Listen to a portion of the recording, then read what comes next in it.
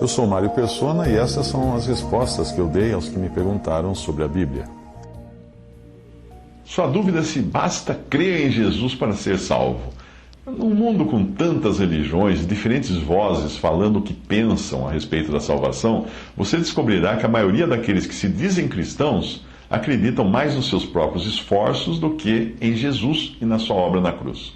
A sua dificuldade está em saber como devemos andar depois de crer em Jesus como Senhor e Salvador. A resposta é clara na palavra de Deus. Deus salva você com um propósito, e este é bem explicado aqui: servir e esperar. 1 Tessalonicenses 1, de 9 a 10. Porque eles mesmos anunciam de nós qual a entrada que tivemos para convosco, e como dos ídolos vos convertestes a Deus para servir o Deus vivo e verdadeiro, e esperar dos céus a seu Filho, a quem ressuscitou dentre os mortos, a saber, Jesus, que nos livra da ira futura. Existe um contraste muito claro entre a vida que alguém levava antes e depois de ser salvo. Apenas Deus conhece os corações. Quanto a nós podemos adivinhar, por assim dizer, se alguém é salvo ou não, pelo seu andar, que vai ser ou não condizente com aquilo que a sua boca professa.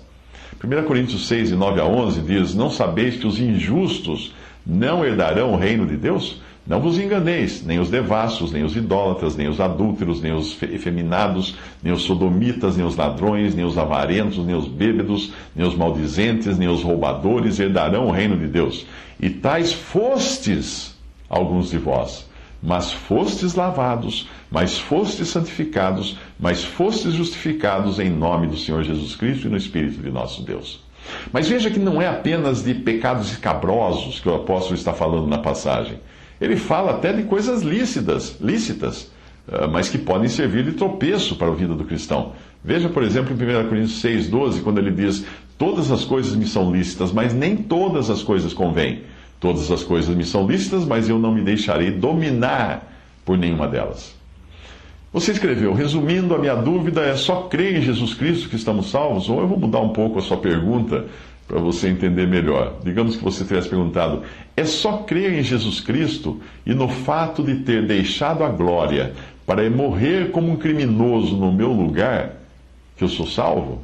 É só crer em Jesus Cristo, que morreu sozinho em trevas, porque nem Deus podia ter comunhão com ele ali na cruz enquanto ele sofria sob a carga dos meus pecados? É só crer nele para ser salvo.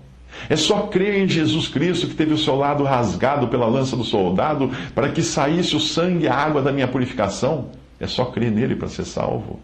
É só crer em Jesus Cristo, que pagou por todos e cada um de meus pecados, além de tirar de uma vez para sempre o pecado do mundo, resolvendo a mancha que ameaçava a reputação de Deus? É só crer em Cristo para ser salvo. É só crer em Jesus Cristo, a quem a morte não conseguiu reter e que ressuscitou como as primícias da nova criação? É só crer nesse Jesus Cristo para ser salvo? É só crer em Jesus Cristo, que nesse está consumado, revelando assim que nada mais precisava ser feito para resolver a questão do pecado? É só crer nesse Jesus para ser salvo? É só crer em Jesus Cristo com a fé que vem de Deus e com a percepção de pecado e arrependimento, que só podem ser consequência da vida que Deus nos dá através do novo nascimento? É só crer em Jesus Cristo para ser salvo? Você viu como que eu usei de sarcasmo até, com a sua pergunta assim desdobrada, mas de qualquer maneira eu só posso responder o seguinte: diante desse Cristo, do que ele fez, do que Deus fez por intermédio dele, eu só posso responder: sim, é só crer nele. Mas aí você escreveu: nós não precisamos mudar o nosso andar nesse mundo. Não se trata de precisar ou não mudar o seu andar nesse mundo. Se você tem em si a vida que vem de Deus, você vai querer mudar a sua vida aqui nesse mundo, o seu andar aqui nesse mundo. Mas mesmo assim, você vai acabar descobrindo que nem para isso você tem poder de si mesmo. E vai precisar encontrar em Cristo a libertação da lei, do pecado e da morte. Romanos 7, 18 a 25. Porque eu sei que em mim, isto é, na minha carne, não habita bem algum. Com efeito, o querer o bem está em mim, mas o efetuá-lo não está. Pois não faço o bem que quero, mas o mal que não quero, esse pratico. Ora, se eu faço o que não quero, já o não faço eu, mas o pecado que habita em mim. Acho então esta lei em mim, que mesmo querendo eu fazer o bem, o mal está comigo. Porque, segundo o homem interior, eu tenho prazer na lei de Deus, mas vejo nos meus membros outra lei, guerreando contra a lei do meu entendimento e me levando cativo à lei do pecado, que está nos meus membros. Miserável homem que sou, quem me livrará do corpo dessa morte? Graças a Deus por Jesus Cristo, nosso Senhor. Você escreveu: não precisamos mudar de vida, podemos continuar pecando e errando, e mesmo assim seremos salvos de qualquer maneira? Bem, se realmente você se converteu a Cristo, mas continua vivendo no pecado, você será salvo, mas como que pelo fogo, isto é, de raspão, vamos chamar assim, não é? Isto se não for tirado prematuramente deste mundo por não servir de testemunho para Deus aqui. 1 João 5, 16 a 18 diz assim: se alguém vir pecar seu irmão, pecado que não é para a morte, e aqui morte é morte natural, morte do corpo, orará e Deus dará vida àqueles que não pecarem para a morte. Há pecado para a morte, e por esse não digo que ore. Toda iniquidade é pecado, e há pecado que não é para a morte. Sabemos que todo aquele que é nascido de Deus não peca, mas o que de Deus é gerado conserva-se a si mesmo, e o maligno não lhe toca. E em 1 Coríntios 3, de 12 a 15, diz: se alguém sobre este fundamento formar um edifício de ouro, prata, pedras preciosas, madeira, feno, palha, a obra de cada um se manifestará. Na verdade, o dia a declarará, porque pelo fogo será descoberta, e o fogo provará qual seja a obra de cada um. Se a obra que alguém edificou nesta parte permanecer, esse receberá galardão, ou recompensa. Se a obra de alguém se queimar, sofrerá detrimento, sofrerá perda, mas o tal será salvo, todavia, como pelo fogo. Você escreveu também: se cremos em Jesus Cristo, somos novas criaturas e passamos a agir diferente. Por que somos novas criaturas? Bem, não sei se eu entendi bem a sua pergunta, mas a diferença entre um salvo e um perdido não está no fato de o salvo não poder cair em pecado, mas está sim no fato de ele ter a quem recorrer quando cai e poder se levantar. Provérbios 24, 16 diz: porque 7 vezes cairá o justo e se levantará, mas os ímpios tropeçarão no mal.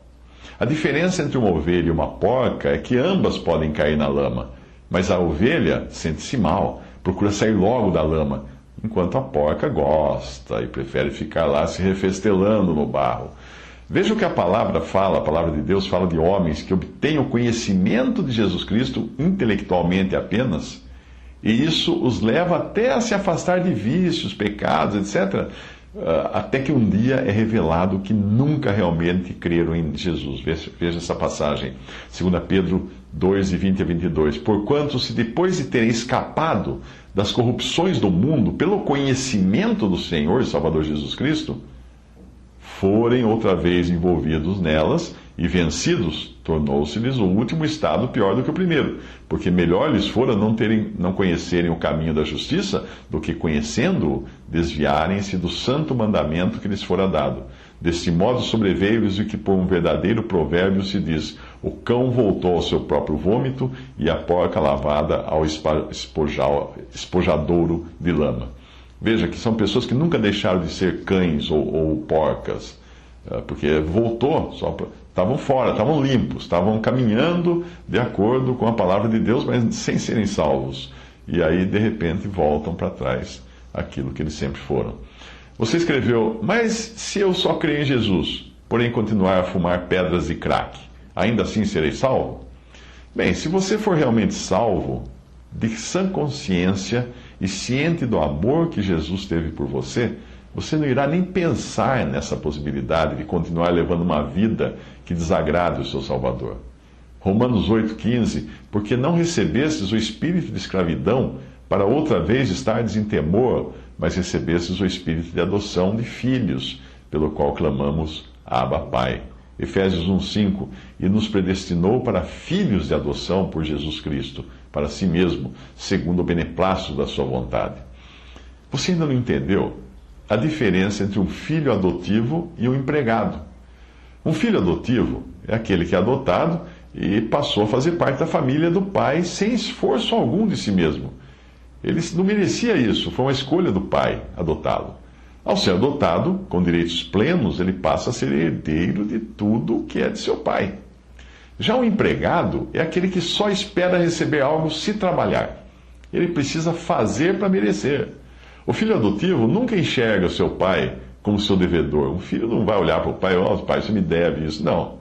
Afinal, ele não fez nada para merecer a adoção e a posição de filho. Portanto, tudo que vem é de graça. Ele já sabe que foi tudo por graça. Já o empregado deu duro para trabalhar ali, naquele emprego e tal, e ele quer receber o seu salário. O patrão é devedor do empregado. No fim do mês, o patrão deve o salário para o empregado, porque ele trabalhou para aquilo. Pessoas que creem na salvação por graça somente, por favor imerecido, enxergam a Deus como um pai amoroso que as tirou da sarjeta do pecado e da morte e as adotou com plenos direitos e regalias de um filho legítimo. Elas vivem gratas por isso. Elas procuram agradar o pai em tudo. Filhos trabalham para o pai também, mas não para receber salário.